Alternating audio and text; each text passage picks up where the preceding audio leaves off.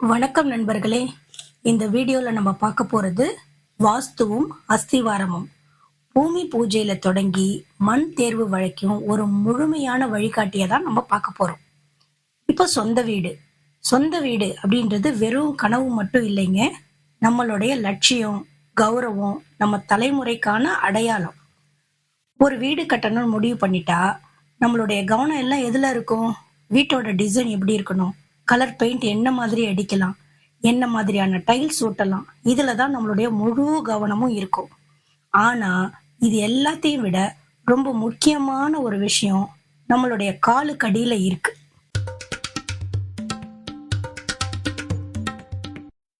ஒரு செடியை நடணும்ன்றதுக்கே நம்ம மண்ணை பண்படுத்துறோம்.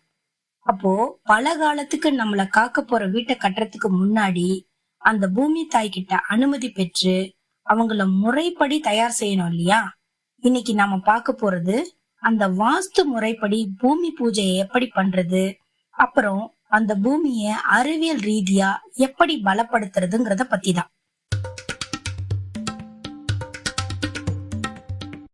மனை அடிக்கோளுதல், அதாவது பூமி பூஜை செய்யறதுக்கான வாஸ்து குறிப்புகள். முதல்ல பூமி பூஜை அல்லது மனை அடிக்கோளுதல் இது ஏதோ ஒரு சமய சடங்கு சம்பிரதாயம் கிடையாது.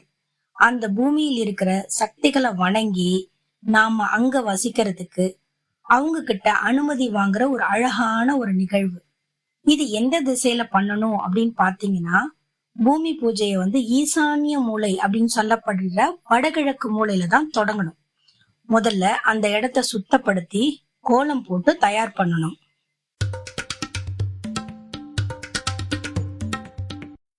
இது செய்யறதுக்கான உகந்த நேரம் எது அப்படின்னு பாத்தீங்கன்னா, வாஸ்து புருஷன் கண் விழித்திருக்கும் வாஸ்து நாட்கள் மற்றும் சுப முகூர்த்த நேரத்தை தேர்வு செய்யறது ரொம்ப சிறப்பு.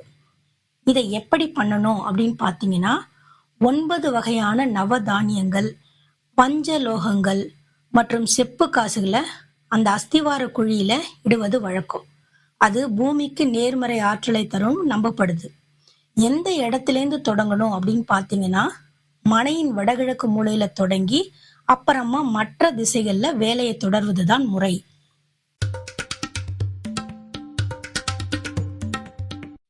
அடுத்தது மேற்பரப்பு மண், அதாவது டாப் சாயில் அகற்றுதல், அதற்கான அறிவியல் காரணம்.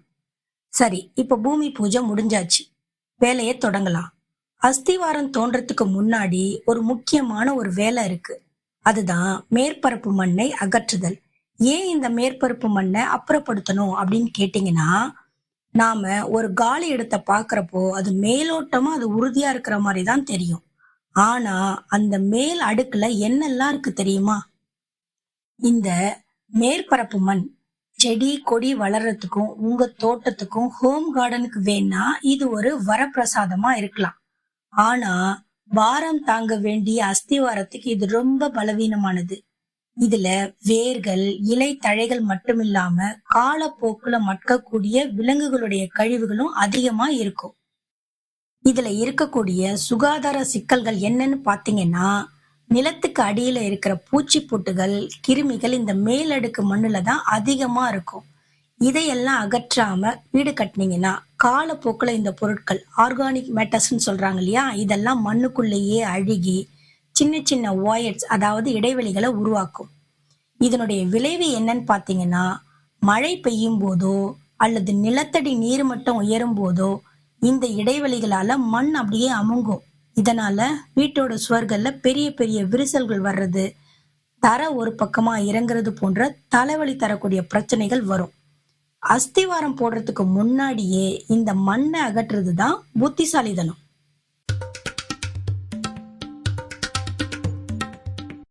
தர நிர்ணயம், அதாவது ஒரு வீடு கட்டுறதுக்கு ஒருத்தருடைய பட்ஜெட்டும் தேவையும் வேற வேறையா இருக்கும். அதனால அந்த மேல் மண் அகற்றும் முறையை 3 வகையா பிரிச்சுக்கலாம்: சில்வர், கோல்டு மற்றும் பிளாட்டினம். இந்த 3 முறையில எந்த முறையை அவங்களால ஃபாலோ பண்ண முடியுமோ அந்த முறையை எடுத்துக்கிட்டு அதுக்கு தகுந்த மாதிரி நம்ம ஃபாலோ பண்ணிக்கலாம். இப்போ முதல்ல இருக்கிறது சில்வர் தரம், அதாவது சில்வர் ஸ்டாண்டர்ட், அடிப்படை பாதுகாப்பு. இது பட்ஜெட்டுக்குள்ள வீடு கட்டுறவங்களுக்கு இது ரொம்ப ஏற்றது. இதுல என்ன செய்வாங்க அப்படின்னு பாத்தீங்கன்னா, குறைந்தது 1 அடி, அதாவது 30 சென்டிமீட்டர் ஆழத்துக்கு மேல் மண்ணை எடுத்துருவாங்க. அடியில இருக்கிற உறுதியான மண்ணு தெரியற வரைக்கும் தோண்டுவாங்க. இது யாருக்கெல்லாம் சரியா இருக்கும்னு பாத்தீங்கன்னா, பட்ஜெட் கம்மியா இருக்கிற சின்ன சின்ன வீடுகளுக்கு இது போதும். இதுல நம்ம பார்க்க வேண்டிய முக்கியமான குறிப்பு என்னன்னா, தோண்டி எடுத்த அந்த மேல் மண்ணை திரும்பவும் அஸ்திவாரத்துக்குள்ள கொட்டி நிரப்பவே கூடாது. அதை தோட்டத்துக்கு வேணா பயன்படுத்திக்கலாம். ரெண்டாவது, கோல்டு தரம், கோல்டு ஸ்டாண்டர்டு. இது ஒரு புத்திசாலித்தனமான தேர்வு. இது விலைக்கும் பாதுகாப்புக்கும் இடையிலான ஒரு சரியான பேலன்ஸ். இதுல என்ன செய்வாங்க அப்படின்னு பாத்தீங்கன்னா, மேல் மண்ணை முழுசா அகற்றிட்டு அதுக்கு அடியில தோண்டி எடுக்கப்படுற மண்ணை சோதிப்பாங்க.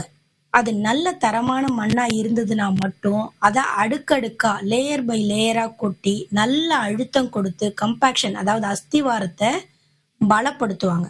இது யாருக்கு நல்லதுன்னு பாத்தீங்கன்னா, நடுத்தர மற்றும் பெரிய வீடு கட்டுறாங்க பாருங்க, அவங்களுக்கு இது ரொம்ப நல்லது.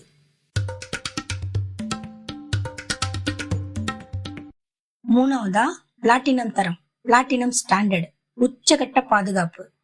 எந்த ரிஸ்க்கும் எடுக்க விரும்பாதவங்களுக்கு இந்த முறை தான் ரொம்ப சிறந்தது.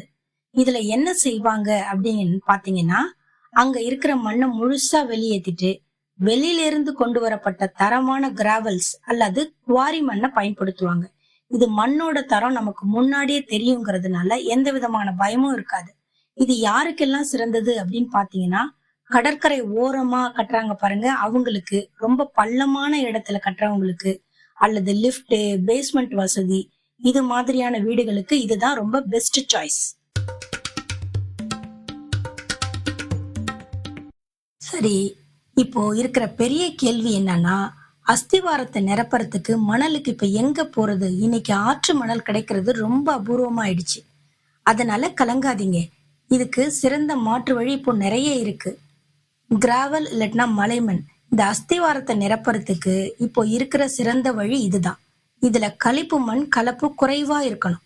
செம்மண் நிறத்துல இருக்கிற இந்த கிராவல் நல்ல அழுத்தம் கொடுக்கும்போது கல்லு மாதிரி எரிகிடும். எம் சாண்ட் மற்றும் பி சாண்ட். காங்கிரீட் வேலைகளுக்கு எம் சாண்ட் பயன்படுத்துறோம். மேனுஃபேக்சர்டு சாண்ட், இது கட்டுமான மணல் அப்படின்னு சொல்லுவாங்க. இது கரடு முரடா சற்று பெரிய துகள்களா இருக்கும். பூச்சி வேலை செய்யறதுக்கு, பிளாஸ்டரிங் செய்வதற்கும் இந்த பி சாண்ட் பயன்படுத்துறோம். பிளாஸ்டரிங் சாண்ட் இது நல்லா சலிக்கப்பட்டு மிக மெல்லிய துகள்களா இருக்கும். ஆனா அஸ்திவாரத்தை நிரப்ப குவாரி டஸ்ட் பயன்படுத்தும் போது கவனமா இருக்கணும். அதுல அதிகப்படியான தூசி இருந்தா தண்ணி படும்போது மண்ணு கீழே இறங்கும். அடுத்தது சவுடு மண். நிலத்தை உயர்த்துறதுக்கு, அஸ்திவாரத்தை நிரப்புவதற்கும் இது ரொம்ப விலை குறைவான மற்றும் பரவலான ஒரு முறை. வீட்டு உரிமையாளர்களுக்கு கடைசியா ஒரு ஆலோசனை என்னன்னா, வீடுங்கிறது ஒரு குறுகிய கால முதலீடு கிடையாது. பெயிண்டோ டைல்ஸோ நம்ம நினைச்சப்போ மாத்திக்கலாம். ஆனா அஸ்திவாரத்துல விரிசல் விழுந்ததுன்னா அதை சரி பண்றது பண ரீதியாவும் மன ரீதியாவும் ரொம்ப ரொம்ப கஷ்டம். அதனால உங்க பில்டர்ஸ் அல்லது இன்ஜினியர் கிட்ட தயங்காம இதை கேட்டு தெளிவுபடுத்திக்கோங்க. முதல்ல, எத்தனை அடி ஆழத்துக்கு மேற்புற மண்ணை அகற்ற போறீங்க? ரெண்டாவதா, நிரப்புவதற்கு என்ன தரமான மண்ணை பயன்படுத்த போறீங்க? மூணாவதா, சுத்தம் செஞ்ச மண்ணை வீட்டு தோட்டத்துக்கு பயன்படுத்த முடியுமா? இதுல ஞாபகம் வச்சுக்கோங்க, ஒரு பலமான வீடு தரையில இல்லைங்க, தரைக்கு கீழே நீங்க எடுக்கிற சரியான மண்ணியல் முடிவுகள்ல தான் ஆரம்பிக்குது. வாஸ்து முறைப்படி பூமி பூஜை போட்டு அறிவியல் பூர்வமா மண்ணை பயன்படுத்தி நீங்க கட்ட போற வீடு தலைமுறையும் தாண்டி ஒரு கோட்டை மாதிரி கம்பீரமா நிற்கும். உங்க இல்லம் இன்பமாக அமைய வாழ்த்துக்கள். இந்த தகவல் பயனுள்ளதா இருந்தா லைக் பண்ணுங்க. வீடு கட்ட போற உங்க நண்பர்களுக்கும் இதை ஷேர் பண்ணுங்க. இது போன்ற வாஸ்து மற்றும் கட்டுமான தகவல்களுக்கு நம்ம சேனலை சப்ஸ்கிரைப் பண்ண மறக்காதீங்க. அடுத்த வீடியோல சந்திப்போம். நன்றி.